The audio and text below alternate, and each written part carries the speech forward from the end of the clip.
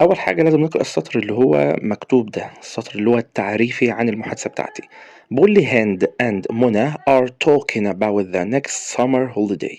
هند ومنى are talking about بيتكلموا عن the next summer holiday، الأجازة بتاعت الصيف الجاية. خلي بالك مهم جدا نعرف الزمن بيقول لي اللي جاي اهو، ده لسه الصيف اللي جاي، يبقى في الغالب أنا هستخدم زمن المستقبل في الجمل بتاعتي.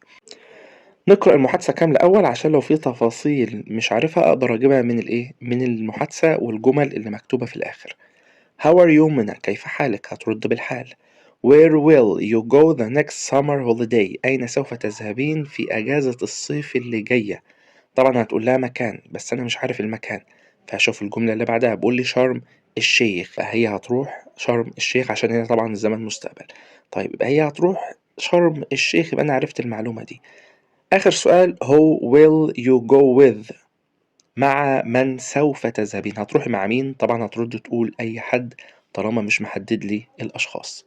أول سؤال how are you منى؟ كيف حالك يا منى؟ الرد طبيعي هيكون I am fine thank you أو I am good، أي حاجة أي رد على كيف حالك.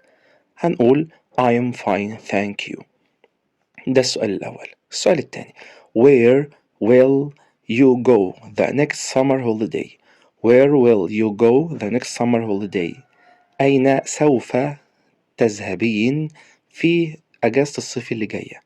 أين سوف ده عشان احنا قلنا مستقبل، يبقى أنا هستخدم المستقبل، فهترد عليها طبعا منى تقول لها أنا سوف أذهب إلى والمكان.